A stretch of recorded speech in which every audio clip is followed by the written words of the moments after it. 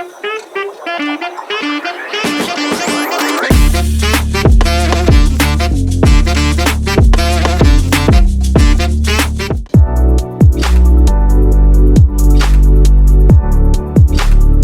के इस सेशन के अंदर हम ये समझेंगे कि कैसे आपको एक योस्ट एसईओ नाम से प्लगइन आता है, उसको सेटअप करना है। देखो, योस्ट एसईओ आपका ऑन पेज एसईओ एनालिसिस करने के लिए इस्तेमाल किया जाएगा।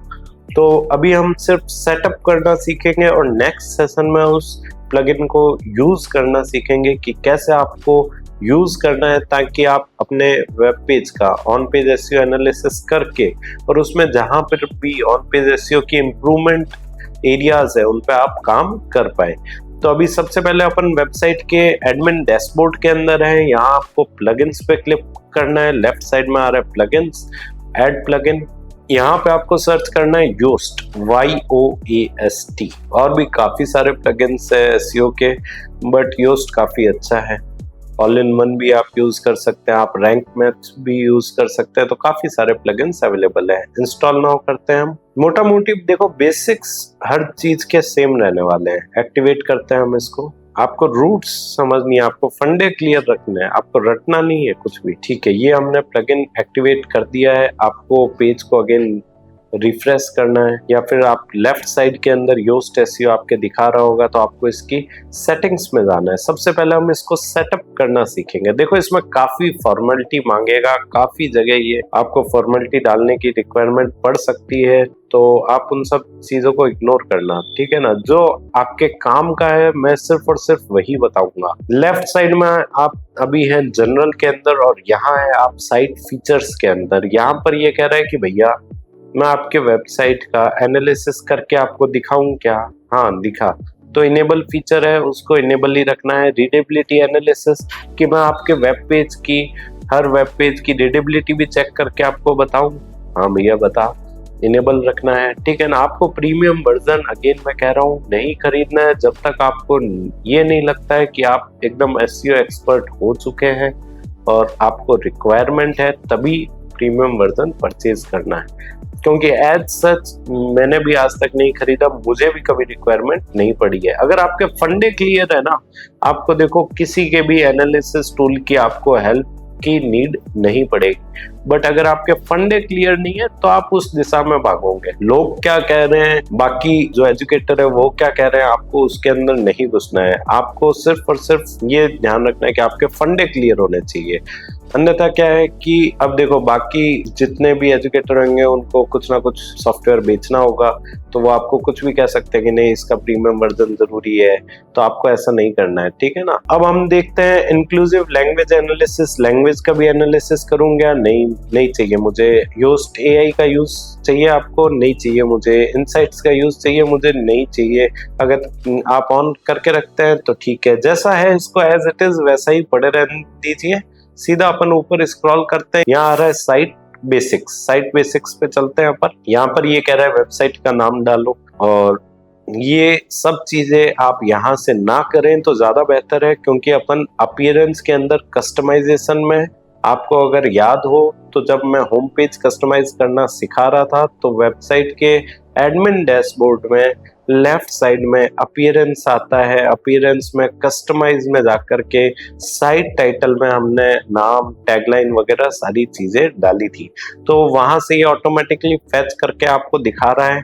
आपको यहाँ चेंज करने का कोई भी रिक्वायरमेंट नहीं है। यहाँ आपको ये बोलेगा लोगो भी अपलोड करो, वो करो, वो करो, नहीं करना है, कुछ भी नहीं करना है। जो मैं आपको बताऊं बस उतना आप कर लें तो उतना भी काफी रहेगा। टाइटल सेपरेटर ये पूछ रहा है कि देखो, मेटा टाइटल जब होगा आगे अपन डिस्कस करेंगे, देखेंगे, तो वहां पर ये कह रहा है कि दो टाइटल को सेपरेट करने के लिए आप डैश यूज करना चाहते हो, खड़ी पाई यूज करना चाहते हो, कोई सिंबल यूज करना चाहते हो, तो भैया मैं डैश यूज करना चाहता हूँ। बाय डिफॉल्ट डैश सिलेक्टेड है, आपको डैश सिलेक्टेड ही रहने देना है। नीचे आप स्क्रॉल करेंगे, ठीक है, साइट प्रेफरेंसेस ऑन बता रहा है, ठीक है, जैसा है इसको एज इट इज वैसा रहने दीजिए। ये कह रहा है कि और भी आप प्राइवेसी पॉलिसी पेज और के लिंक डालो, नहीं, इतना काम नहीं करना है हमको सिर्फ स्मार्ट वर्क करना है।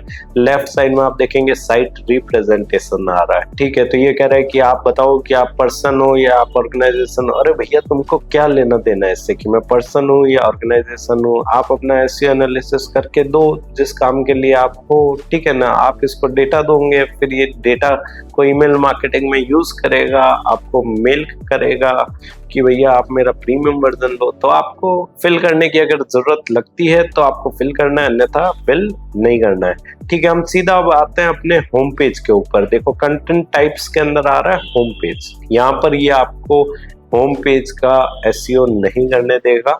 उसके लिए मैं आपको दूसरा तरीका बताऊंगा। आप आ जाइए पोस्ट के अंदर। अब ये पोस्ट का बता रहा है, ठीक है ना। तो पोस्ट के अंदर आप देखेंगे, मैं एक काम करता हूं कि न्यू टैब के अंदर एक और एडमिन डैशबोर्ड खोल लेता हूं ताकि आपको साथ के साथ समझ आती रहे चीजें। /wp-admin/। यहाँ पर मैं जाता हूँ पोस्ट के अंदर। जो मैंने आर्टिकल पब्लिश किया था प्रीवियस सेशंस के अंदर, उसको मैं एडिट पे क्लिक करूंगा, एडिट कर लेता हूँ। आपको याद होगा कि अपन ने योस्ट एसईओ जब डाला नहीं था तो अपना कैसा दिख रहा था। थोड़ा नीचे स्क्रॉल करता हूं मैं, और नीचे और नीचे और नीचे और नीचे, ठीक है। थोड़ा सा ऊपर अपना जो स्क्रीन था, ये यहीं पे ऊपर में आप देखेंगे योस्ट एसईओ की जो लाइन है, यहाँ तक आकर के अपना स्क्रीन खत्म हो चुका था।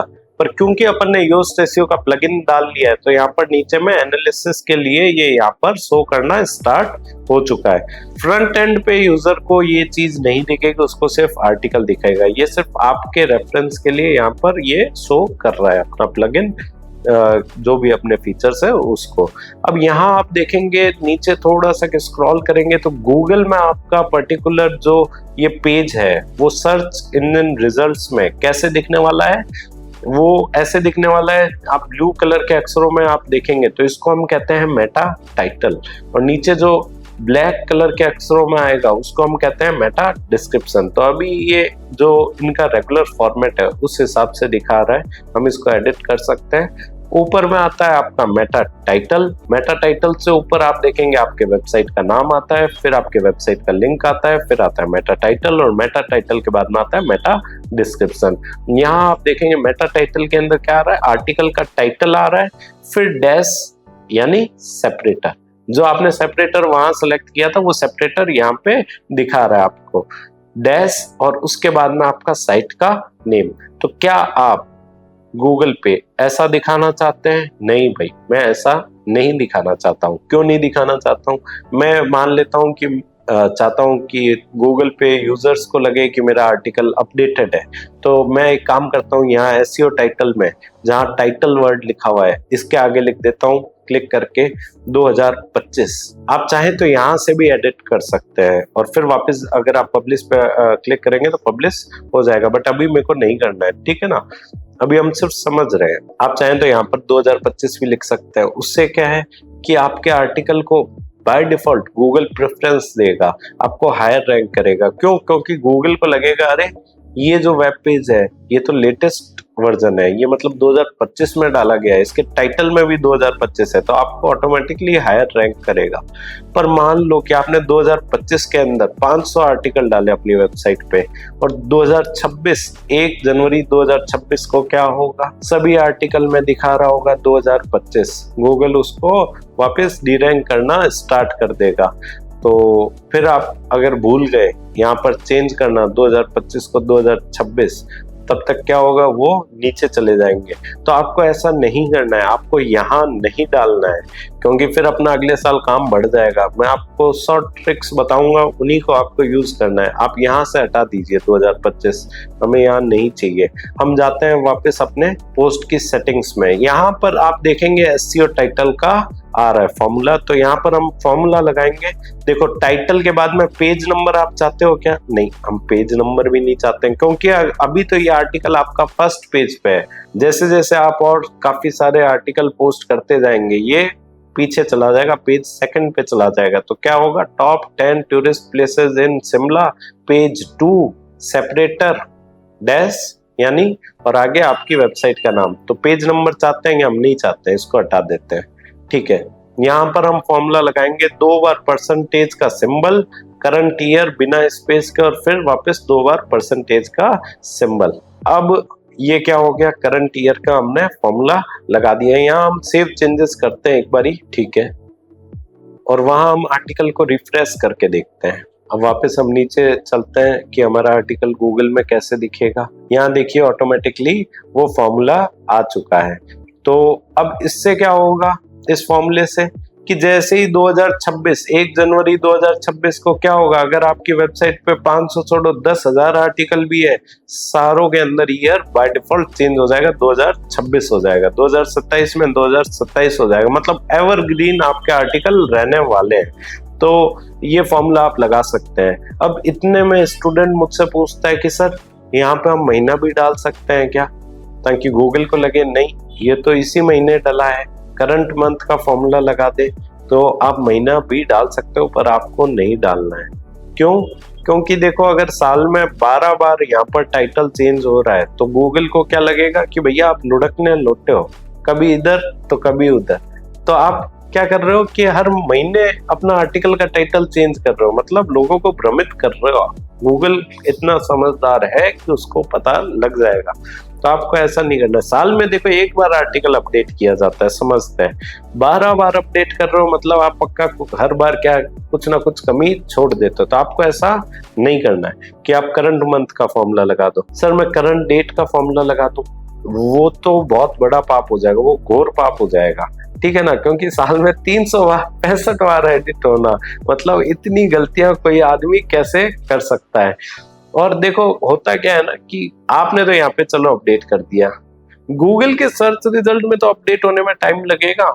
आज मान लो कि 15 जुलाई तारीख है, आपके अनुसार तो आपके सर्च रिजल्ट में क्या दिखना चाहिए, 15 जुलाई दिखना चाहिए। और अगले दिन 16 जुलाई जैसे स्टार्ट होती है, रात को 12 जैसे ही बजते हैं 16 जुलाई स्टार्ट होती है, क्या गूगल में फटक से 16 जुलाई अपडेट हो जाएगा क्योंकि आपके वेबसाइट पे अपडेट है? नहीं, ऐसा नहीं होता है, तुरंत अपडेट नहीं होता है। 17 जुलाई जब आएगी तब आपका 16 जुलाई डेट अपडेट होएगा। तो क्या है कि गूगल थोड़ा पीछे चलेगा। अब पीछे चलेगा तो 17 जुलाई को वो 16 जुलाई वाला कंटेंट नहीं दिखाने वाला है। इसलिए आपको यहाँ पर करंट डेट का फॉर्मूला नहीं लगाना है, ठीक है ना। ज्यादा होशियारी हमें नहीं करनी है। हम वापस चलते हैं अपने योस्ट एसईओ के सेटअप की तरफ, पास वाले टैब को खोलते हैं। तो यहाँ पर आपने टाइटल डाल दिया, करंट ईयर डाल दिया, सेपरेटर डाल दिया, साइट टाइटल डाल दिया, इनफ है। अगर आप चाहते हैं कि आपका जो देखो जितना छोटा और जितना काम का आप टाइटल रखोगे उतना बढ़िया है, ठीक है ना। मेटा टाइटल में अपन को एक्स्ट्रा चीजें नहीं डालनी है, अन्यथा क्या है कि आपका जो कीवर्ड डाइल्यूशन हो जाएगा, ठीक है ना, कीवर्ड डाइल्यूट हो जाएगा। देखो आपको ज्यादा समझदारी नहीं लगानी है कि आप मेटा टाइटल के अंदर बहुत एक्स्ट्रा चीजें डाल रहे हैं, ऐसा नहीं करना है। आपको मेटा टाइटल जो आर्टिकल का टाइटल है वो रखो, प्लस आप ईयर डाल दो। आप ट्राई ये भी कर सकते हो कि साइट टाइटल भी मत डालो, क्योंकि जितना ज्यादा आप मेटा टाइटल लंबा करोगे उतना ही आपका कीवर्ड जो है वो डाइल्यूट होते चला जाएगा। तो आपको ऐसा नहीं करना है। होता है ना डाइल्यूशन, जहाँ पर अपन एसिडिटी को कम करने के लिए केमिकल की बेसिक एलिमेंट डाल देते हैं तो वो क्या हो जाता है, न्यूट्रल हो जाता है। तो सेम आपको अदर कीवर्ड्स नहीं डालने हैं। यहाँ पर आप ट्राई करें कि सेपरेटर और साइट टाइटल भी हटा दे, कोई लंबी बात नहीं है, ठीक है ना। क्योंकि मेटा टाइटल का भी क्या है, कीवर्ड लेंथ होता है, एक कीवर्ड एरिया रहता है कि आप उससे ज्यादा लंबा अगर डाल रहे हो तो वो डॉट डॉट डॉट करके दिखेगा। तो आप ट्राई करेंगे इसको शॉर्ट स्वीट और सिंपल रखने का। नेक्स्ट आ रहा है मेटा डिस्क्रिप्शन। अब काफी देखो लोग कहते हैं कि सर हमको मेटा डिस्क्रिप्शन स्पेसिफाई कर देना चाहिए। मैं कहता हूँ मेटा डिस्क्रिप्शन कभी भी स्पेसिफाई मत करो। अगर आप यहाँ पर 3 लाइन का मेटा डिस्क्रिप्शन लिख दोगे तो हर बारी गूगल के अंदर क्या होगा, वही मेटा डिस्क्रिप्शन दिखेगा। अब वही दिखेगा, मान लो कि मैंने आर्टिकल डाला हाउ टू मेक पिज्जा पे और मैंने उस हिसाब से 3 लाइनों का मेटा डिस्क्रिप्शन बना करके लिख दिया हाउ टू मेक पिज्जा के हिसाब से। अब यूजर ने सर्च किया how to make pizza without oven और मेरे उस विदाउट मेटा डिस्क्रिप्शन में अगर विदाउट ओवन कीवर्ड नहीं आ रहा है, पर जो कॉम्पिटिटर की वेबसाइट है उसके मेटा डिस्क्रिप्शन में विदाउट ओवन आ रहा है मेटा डिस्क्रिप्शन में, तो गूगल ऑटोमेटिकली उसको हायर रैंक करेगा। इससे बेटर है कि अगर आप यहाँ पर मेटा डिस्क्रिप्शन नहीं डालते हैं तो आपके आर्टिकल में से कुछ लाइनों में से वो गूगल क्या करेगा, ऑटोमेटिकली 2-4 लाइनें उठा करके जहां पर जो कीवर्ड आ रहा है और वो 2-3 लाइनों का मेटा डिस्क्रिप्शन बना करके यूजर को दिखा देता है। तो मान लो कि कहीं पे वर्ड आ रखा था ओवन और कहीं पे आ रखा था विदाउट और कहीं पे आ रखा था हाउ टू मेक पिज्जा, तो 3 लाइनों का डिस्क्रिप्शन बना करके यूजर को दिखा देगा भैया जो कंटेंट तुम ढूंढ रहे हो वो कंटेंट यहाँ है। तो बेटर है कि गूगल को खुद को मेटा डिस्क्रिप्शन आपके पेज में से किसी पैराग्राफ में से उठा करके दिखाने दो, क्योंकि वहां आप गूगल पे कोई लिमिटेशन नहीं लगा रहे हो, ओपन बाउंड्रीज है। गूगल आर्टिकल में से कहीं से भी वो लाइन उठा करके दिखा सकता है। बट अगर आप मेटा डिस्क्रिप्शन में स्पेसिफाई कर देते हो तो एक बाउंड्री निर्धारित कर देते हो आप गूगल के लिए, क्या देखो भैया यही हर बार मेटा डिस्क्रिप्शन दिखाना है, तो ऐसा आपको नहीं करना है। नीचे आ रहा है सोशल मीडिया अपीयरेंस कुछ काम का नहीं है, ठीक है ना, आपको ये अपडेट नहीं करना है। ऊपर आ जाता हूं मैं,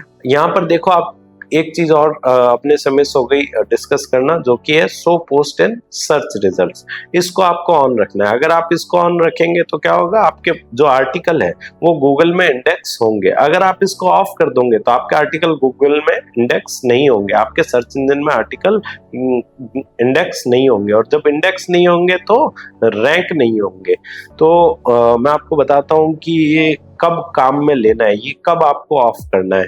देखो काफी सारे आपके पेजेस ऐसे भी होंगे जो कि आपके काम के नहीं होंगे, उन पेजेस के लिए आपको इसको क्या करना है, ऑफ करना है। क्यों ऑफ करना है सर, मैं तो चाहता हूँ मेरी वेबसाइट पे 500 पेज है तो 500 के 500 मैं गूगल पे दिखाऊं। नहीं, आपको ऐसा नहीं करना है। जो पेजेस आपके काम के नहीं है आप उनके लिए इसको ऑफ कर सकते हो। वो इसलिए करना जरूरी है कि 500 में से अगर मान लेता हूं कि आपके 100 पेजेस ही काम के थे, तो आप ट्राई करो कि बाकी 400 को ऑफ कर दो। तो क्या है, गूगल का जो क्रॉल बजट है, जो आप मेरी किसी और वीडियो के अंदर देख सकते हो, मैंने क्रॉल बजट के ऊपर भी वीडियो बना रखा है ऑलरेडी। गूगल के जो रोबोट्स रहते हैं, जो स्पाइडर्स रहते हैं, जो आते हैं आपकी वेबसाइट पे इंडेक्सिंग करने के लिए, पहले क्रॉलिंग करते हैं, फिर डेटा कंजप्शन करते हैं, फिर इंडेक्सिंग करते हैं, फिर पेज को रैंक करते हैं। तो उसमें आप ये देखोगे कि जब वो रोबोट्स आते हैं तो उनका एक बजट रहता है कि वो उतने ही पेजेस को क्या कर सकते हैं, क्रॉल कर सकते हैं। अगर आपने सारे पेजेस की इंडेक्सिंग ऑन कर रखी है तो ऐसा हो सकता है कि आपके जो इंपॉर्टेंट पेजेस हैं उनको वो स्किप करके और नॉन इंपॉर्टेंट पेजेस को क्या कर दे, इंडेक्स कर दे। तो आपको हर पेज को इंडेक्स करने में नहीं लगना है। और यही सेम चीज हमने मल्टीलिंगुअल में भी डिस्कस की थी कि आपको मल्टी लैंग्वेजेस में आप ट्रांसलेट तो कर दो, बट आप उन पर्टिकुलर पेजेस के 50-50 वर्जन मत बनाओ, क्योंकि क्या होगा, यही रीजन है कि गूगल के रोबोट क्या कर देंगे, आपके काम के पेजेस को इंडेक्स करना शायद स्किप कर सकते हैं। तो आगे हम और इसको इन डेप्थ के अंदर डिस्कस करेंगे। अभी हम आगे चलते हैं पेजेस के अंदर। ठीक है, पेजेस को हमको गूगल में दिखाना है, हाँ भैया दिखाना है। इसका एसईओ टाइटल भी हम चेंज कर सकते हैं, पेज की जगह फॉर्मूला लगा देते हैं percentage current year percentage. Sir मैं टैगलाइन डाल सकता हूँ क्या? डाल सकते हो। देखो मैं आपको हर तरह के फॉर्मूले बता देता हूँ कि आपको कहाँ से मिलेंगे। आपको न्यू टैब खोलना है, न्यू टैब पे आप गूगल पे सर्च करो योस्ट स्निपेट। इसको क्या बोलते हैं, स्निपेट बोलते हैं, ठीक है ना। तो योस्ट स्निपेट, ठीक है, list of available snippet variable. इस पेज को हम ओपन करेंगे, नीचे स्क्रॉल करेंगे। सर बहुत महंगा प्लगइन है योस्ट एसईओ का, तो हाँ भैया 118 यूएसडी का है। नीचे में आप देखोगे डेट, टाइटल, पेरेंट टाइटल, हर चीज का फॉर्मूला आ गया है। आपको जो चाहिए फॉर्मूला आप वो फॉर्मूला यूज कर सकते हो। नीचे स्क्रॉल करोगे बहुत सारे एडवांस वेरिएबल्स आ चुके हैं स्निपेट्स के। तो इस तरीके से हम इनको इस्तेमाल कर सकते हैं। सर हम मेटा डिस्क्रिप्शन भी ऐसा डायनेमिक बना सकते हैं क्या? एकदम बना सकते हो आप। मेटा डिस्क्रिप्शन में भी फॉर्मूला लगा सकते हो, तो ऑटोमेटिकली मेटा डिस्क्रिप्शन भी अपडेट होता रहेगा। वो मैं आपको बताऊंगा आगे आगे चल के, सारी चीजें हम डिस्कस करेंगे। देखो अभी सारा सस्पेंस कैसे खोल दूं मैं। चलते हैं हम वापस अपने यहाँ पे योस्ट सेटअप में, ठीक है। तो इसको हम सेव चेंजेस कर देते हैं अगेन। लेफ्ट साइड में आप देखेंगे कैटेगरीज एंड टैग्स आ रहा है। कैटेगरीज के अंदर मैं जाता हूँ। कैटेगरीज के अंदर आर्काइव्स वर्ड मुझे नहीं चाहिए। सर्च रिजल्ट में आर्काइव्स वर्ड मैं हटा देता हूँ। पेज को भी मैं हटा देता हूँ। यहाँ पर अगेन करंट ईयर का फॉर्मूला लगा देता हूँ। सर कैटेगरीज का भी डिस्क्रिप्शन डालना पड़ेगा क्या? एकदम डालना पड़ेगा अगर ऑन पेज एसईओ करना है तो वो हम आगे डिस्कस कर लेंगे कि कैटेगरीज का डिस्क्रिप्शन कहाँ से डालते हैं। सेव चेंजेस कर देता हूँ। अब मैं सीधा चलता हूँ टैग्स के अंदर। सर टैग्स तो मेरे वेबसाइट पे बहुत सारे बनने वाले हैं, तो मैं उसका क्या करूँ, हर टैग का डिस्क्रिप्शन डालूं? यहाँ पे आर्काइव्स को हटा देता हूँ, पेज को हटा देता हूँ। यहाँ पर मैं डाल दूंगा परसेंटेज, करंट ईयर, परसेंटेज। तो यहाँ पर देखो आप मेटा डिस्क्रिप्शन में भी बना सकते हो। नीचे स्क्रॉल करेंगे, ऊपर में मेटा डिस्क्रिप्शन जहाँ टाइप करने का पोर्शन आ रहा है वहां पे आपको टाइप करना है are you searching for percentage का सिंबल लगाना है। टर्म टाइटल को उठा लो आप ड्रॉप डाउन में से, related information, full stop, then we are here for you with information, the updated information about। दो बार क्यों डलवा रहा हूँ टर्म टाइटल? फिर से टर्म टाइटल डालेंगे। टर्म टाइटल का फॉर्मूला लगा दिया है, ठीक है। सेलेक्ट कर लीजिए इसको, ऑफ करंट ईयर का फॉर्मूला लगा दूंगा।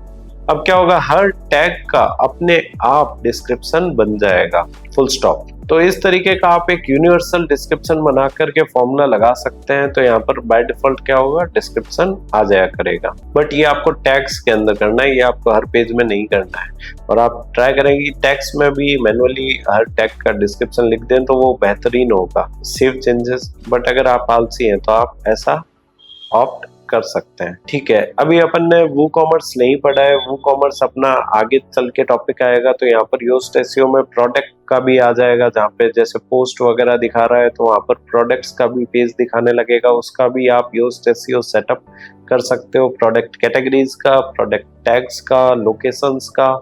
तो जैसे जैसे आप आगे बढ़ते जाएंगे तो यहाँ पर वो चीजें बढ़ जाएगी। तो सेम ही तरीका रहने वाला है, तो हम ज्यादा इसको और फर्दर डिस्कस नहीं करेंगे। इस तरीके से आप योस्ट एसईओ को सेटअप कर सकते हो। Thank you so much. इस टॉपिक के बारे में और डिटेल में पढ़ने के लिए या हमारे ऑनलाइन कोर्स में एडमिशन लेने के लिए वीडियो के डिस्क्रिप्शन में दिए गए लिंक पे क्लिक करें। धन्यवाद।